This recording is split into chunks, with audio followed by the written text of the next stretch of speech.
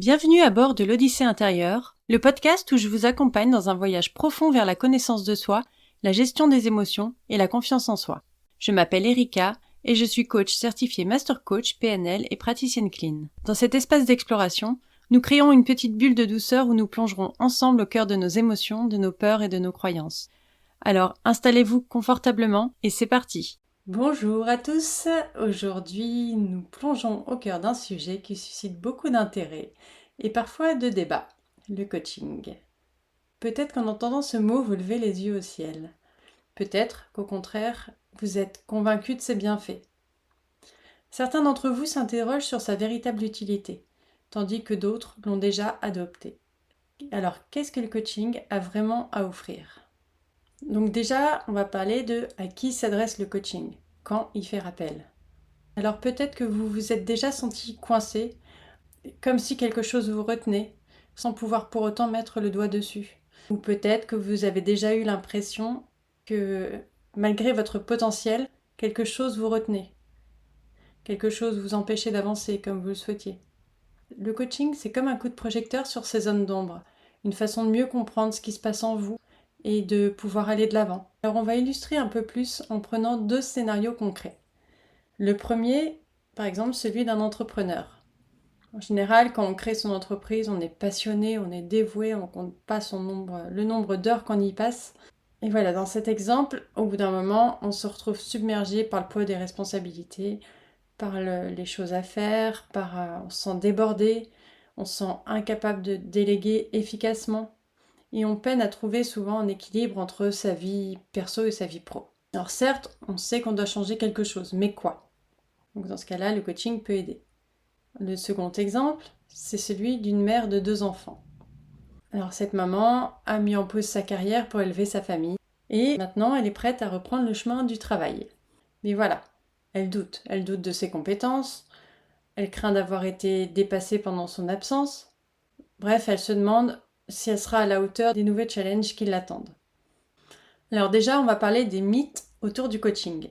Le coaching, c'est devenu un mot à la mode, souvent mal compris et en tout cas plein de préjugés. Mais qu'est-ce que ça implique vraiment ? Alors déjà, on le confond souvent avec la thérapie ou le mentorat.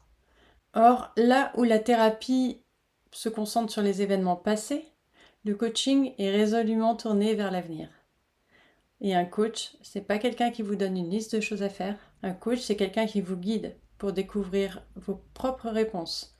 C'est un moyen d'améliorer votre réflexion, votre prise de décision et votre perspective, votre angle de vue face aux épreuves ou aux challenges auxquels vous faites face. Le coaching a la capacité de renforcer nos compétences cognitives. Notre cerveau, c'est un peu comme une éponge, toujours prêt à apprendre et à changer. Avec le coaching, en découvrant de nouvelles manières de voir les choses et de faire face aux difficultés, on encourage notre cerveau à s'adapter. Au lieu de réagir impulsivement, le coaching vous pousse à défier vos croyances, à poser des questions pertinentes, à analyser des situations sous différents angles. Il permet aussi de décomposer les problèmes, de les analyser, d'identifier les solutions potentielles et surtout d'élaborer un plan d'action. Vous voyez la dopamine, cette substance qui nous rend heureux quand on réussit quelque chose. On la ressent avec le coaching. Quand on se fixe des buts, qu'on les atteint, on ressent ce bonheur qui nous donne encore plus envie d'avancer. Le coaching offre un cadre pour discuter, pour penser, pour solutionner. Et ça contribue à réduire le niveau de stress, ça nous offre une vision plus claire pour prendre des décisions et surtout, ça vous place au centre de l'action. Alors pourquoi certains sont sceptiques ? D'où viennent les doutes qu'on peut avoir ?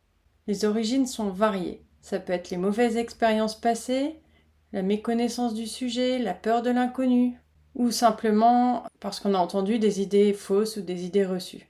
Chaque expérience de coaching est unique et elle dépend autant du coach que du coaché. Je vais vous donner quelques mythes ou idées reçues qu'on entend autour du coaching et développer un peu. Alors, il y a cette idée que le coaching, c'est juste payer quelqu'un pour vous écouter vous plaindre. Mais en réalité, le coaching est axé sur les actions concrètes, des résultats mesurables et pas seulement sur des discussions. Je n'ai pas besoin d'aide. Certains peuvent qu'ils pensent tout faire tout seuls, qu'ils ont toutes les réponses. Mais les plus grands athlètes, les entrepreneurs et les esprits les plus brillants ont des mentors, des conseillers ou des coachs, voire les trois. Personne ne réussit entièrement seul. Ou alors c'est beaucoup plus long, plus difficile et les chances sont vraiment réduites. Le coaching, c'est pour les faibles ou les perdus. Alors certains ont la fausse impression que faire appel à un coach signifie qu'on est faible ou perdu.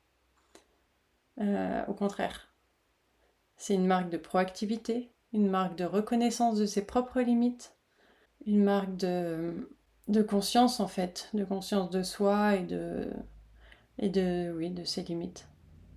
Le suivant, c'est n'importe qui peut être coach. Alors, techniquement, oui, parce que malheureusement, il n'y a pas encore de loi qui encadre le coaching. Ça serait bien, parce que justement, c'est ces personnes-là qui nous font perdre en crédibilité. Des personnes qui ne sont pas certifiées, qui n'ont pas suivi de formation, qui s'improvisent coach parce qu'ils savent juste écouter. Alors oui, savoir écouter, c'est essentiel dans la pratique de coach. Et je parle par là d'écoute active, bien sûr, pas juste entendre ce qu'on nous dit. Mais ce n'est pas la seule qualité, le seul savoir-faire qui est important. Donc oui, quand vous prenez un coach, assurez-vous qu'il est certifié, assurez-vous qu'il a un minimum de formation dans ce domaine. Et vraiment, c'est important parce que un coach, comme je vous dis, c'est pas un conseiller. Il va pas vous donner des conseils. Quand j'ai des personnes qui me contactent en disant j'ai besoin de conseils pour ceci, non, c'est pas mon métier de donner des conseils. Mon métier, c'est de trouver en vous, de vous aider à trouver vos propres solutions qui sont en vous. Parce que je vais vous donner des conseils, ils vont peut-être être adaptés à certaines personnes et pas à d'autres. Donc ce qui fait que sur le long terme, ça ne tiendra pas. Donc le coaching, c'est vraiment là pour trouver vos solutions à vous pour que ça tienne dans le temps. Ensuite, un autre mythe, c'est le coaching est un luxe. Ça a un certain coût, évidemment, comme tout. Il faut que nous, les coachs, on puisse vivre aussi. Mais un regard extérieur, une autre perspective, ça peut faire toute la différence. En termes d'investissement, c'est comme prendre des cours pour apprendre une nouvelle compétence. Si vous investissez dans votre développement personnel ou professionnel, ce que vous gagnez en retour, que ce soit en confiance en vous, en confiance en ce que vous faites, en clarté, en compétence, en épanouissement, ça dépasse largement ce que vous avez investi en général.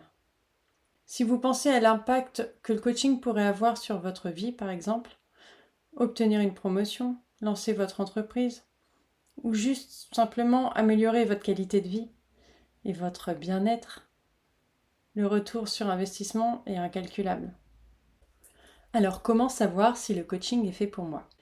Alors si parfois vous sentez que vous tournez en rond, que vous avez du mal à gérer certaines situations malgré tous vos efforts, si vous avez des objectifs que vous voulez atteindre mais que vous ne savez pas comment y arriver, si vous ressentez une sorte de blocage, alors le coaching, ça peut être la petite étincelle qui change tout.